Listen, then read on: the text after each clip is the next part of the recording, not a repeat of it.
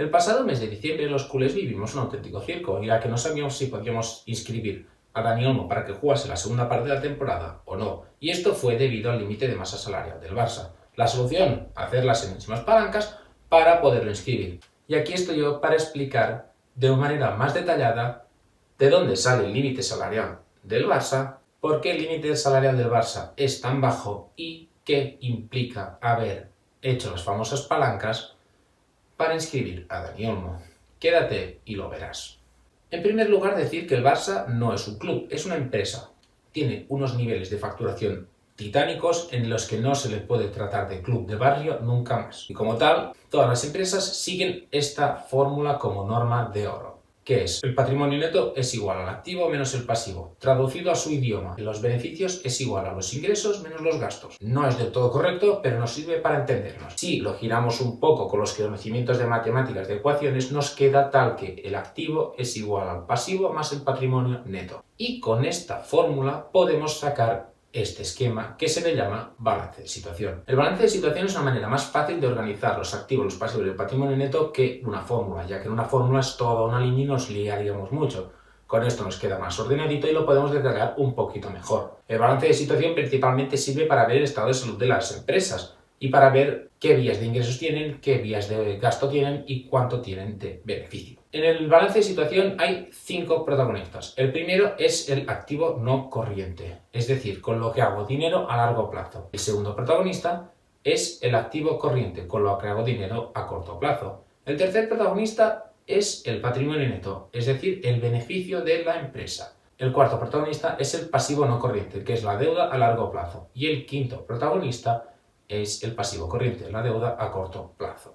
A partir de aquí, el límite de masa salarial sale del patrimonio neto, concretamente de la cuenta de pérdidas y ganancias. Y si cogemos esta cuenta, nos sale esto. Para que lo entiendan ustedes mejor, vamos a hacer ver que no es un club de fútbol, que es una empresa que vende sudaderas, para que se vea más claro, porque en un club nos vamos a confundir mucho. Arriba del todo va las ventas, es decir, las unidades de la camiseta que he vendido. He vendido 100 sudaderas a 100 euros, tendré unas ventas de 1000 euros. Luego abajo está el coste que tiene haber producido esta camiseta. El coste concretamente en la tela, la goma, todo lo material, el estampado, la etiqueta, etc.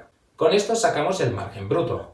Y a partir de aquí le quitamos los costes, ya sean de personal que ha tejido la camiseta, el personal que la ha distribuido con los camiones, la energía que necesitaba la nave, el alquiler, etc. Finalmente, con esto tenemos el EBITDA, que, traducido al español, lo que significa es beneficios antes de intereses, impuestos, amortizaciones y depreciaciones. Con este número es en el que se calcula el límite de masa salarial, o es su principal protagonista, la voz cantante. Hay otros factores, pero digamos que esto es lo que sirve como referencia. Luego se resta en caso de que tengas una deuda, lo que estás devolviendo el crédito, o si lo has pedido el crédito, pues lo que te han dado ese año de crédito. Y finalmente se obtiene un número que es con el que se calcula cuánto vas a pagar de impuestos para finalmente tener el flujo de caja, o cash flow en inglés, que esto es como digamos los beneficios auténticos de la empresa. Con esto algunas empresas deciden quedárselo todo en tesorería, otras deciden invertirlo, otras deciden darlo en dividendos. Cada empresa es un mundo. A partir de aquí ya sabéis de dónde sale el límite de masa salarial del Barça. Como el límite de masa se calcula con el EBITDA, se calcula siempre con los resultados del año anterior. Es decir, si el año anterior quedaste primero, te vamos a dar una masa salarial como si hubieses quedado con los ingresos de haber quedado primero. Si en ese año quedaste último, te damos una masa salarial de haber quedado último. Véanlo con dos ejemplos. La temporada 22-23, en lo que se puede ver que los 3 equipos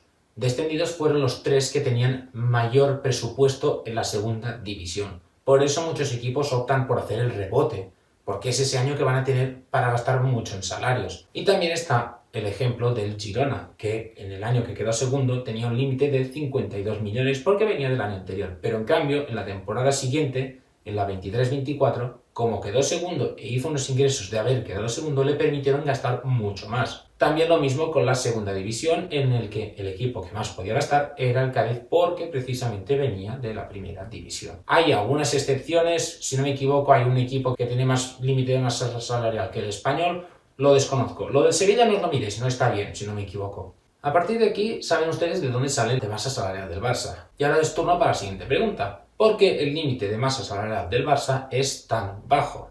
Veámoslo. El Barça tiene un límite de masa muy bajo debido principalmente al COVID. Ahora bien, vamos a detallarlo un poquito más. Una cosa que no he dicho es que el límite de masa lo que impide es que puedas inscribir nuevos jugadores, pero en cambio los jugadores que ya están inscritos, la liga te los permite dejar inscritos hasta que se acabe el contrato. Entonces, nos ponemos en situación COVID. Sin pandemia hubiésemos ingresado 1.047 millones de euros, por lo que aquí no hay ningún problema. El problema es que nos vino la pandemia, no se pudo vender entradas en los estadios, se redujo también el volumen de partidos, por ejemplo la Champions League pasó de ser ida y vuelta a solo ser ida, etc. También el COVID provocó que tuviésemos que pedir un crédito, diferir salarios, etc. Con todo esto lo que pasó en la temporada siguiente es que hubo 1.000 millones de gasto y solo 600 de ingreso. Esto provocó que Messi tuviese que irse del Barça debido a que se le acababa el contrato, no se le podía hacer un nuevo contrato debido precisamente al límite de masa y debido al fair play financiero no podía bajarse el contrato a más de la mitad. Así que tuvo que decir adiós al club de su vida. Aquí en esto concretamente Laporta no mintió por una vez. Como el Barça dejaba de ingresar mucho, por eso le quedó un límite de masa muy bajo. Si nos quedamos en esta imagen, veremos que en la temporada 21-22 el Barça tuvo unos ingresos de 1.000 millones y en la otra temporada tuvo unos ingresos de 1.200 millones de euros. Esto es principalmente debido a que Laporta se encendió la bombilla y dijo que vamos a hacer unas palancas económicas. Ahora bien, ¿qué significa esto? Principalmente es una venta de activos con una buena envoltura para que sea más fácil de digerir para el culé y que no le quede esa sensación de que están vendiendo el club de sus amores. Básicamente, no sé si es activo corriente o no corriente, lo desconozco, pero es agarrar el activo, como lo vendes, computa en la parte de patrimonio neto, concretamente en el pérdidas y ganancias. En la parte de ventas, como la parte de ventas se dispara un montón, puedes obtener un límite de masa salarial alto.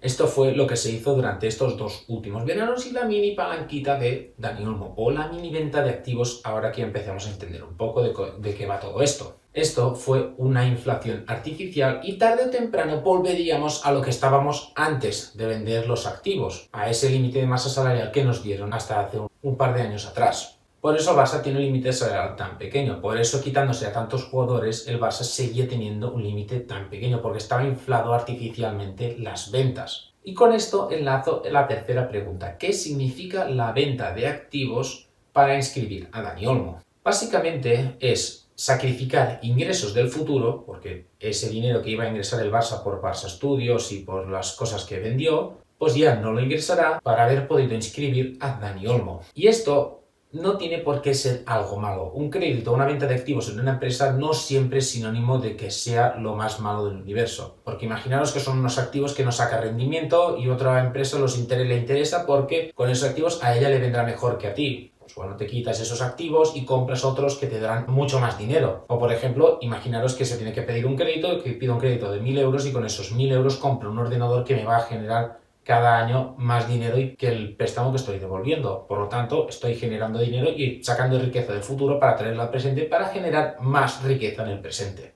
Hasta aquí bien. ¿El problema del Barça? Amigo, el problema es que fichamos a un jugador de 33 años que es Lewandowski. En ningún momento sé si esto es lo mejor de las ideas, porque que yo sepa se vendieron los activos a 25 años vista, o mejor dicho, se cedieron los derechos de explotación a 25 años vista. Lewandowski, hasta donde yo sé, no va a durar 25 años. Ni Lewandowski, ni Rafinha, ni Koundé, ni Vitor Roque, que también se le fichó con los puñeteros ventas de activos. Así que el Barça lo que ha hecho principalmente es sacrificar muchos ingresos del futuro. Laporta le ha pasado el balón al siguiente aún peor, porque va a dejar de ingresar menos, para fichar a unos jugadores ahora que no van a durar todo ese tiempo. Y no solo eso, sino que además el límite de masa salarial de la liga, méteroslo en la cabeza, no va a aumentar mucho en los próximos años. No nos vamos a acercar ni siquiera al Real Madrid, porque cada año ingresaremos menos. Y como la pestañita esa de ventas va a ser menos o no va a ser tan grande como debería serlo, porque una parte la tendremos que compartir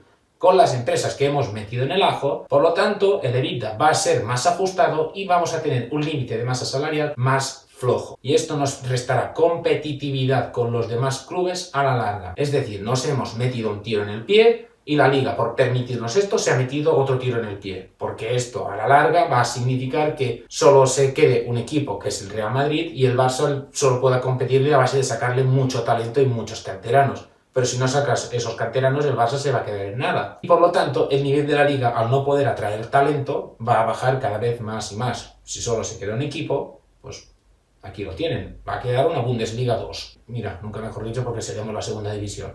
Pero bueno, este es el peor de los casos. También podría pasar que al final no es para tanto, al final mi Barça resulta que sigue sacando un montón de talento y no hubo para tanto. Aún así, esto Laporta no lo debería haber hecho, ya que nunca me dio la sensación de haber hecho lo que se llama un estudio de viabilidad. Y como nunca se hizo esto, esta es la consecuencia de haber vendido los activos. Espero que el vídeo les haya gustado. Coméntenme qué le ha parecido, si está de acuerdo o no, o si le ha quedado alguna duda por responder. Dale a like si te ha gustado, comparte el vídeo si crees que puede servir a alguien que esté aprendiendo las finanzas y suscríbete si te ha gustado. A partir de aquí nos vemos en el próximo vídeo. Hasta otra.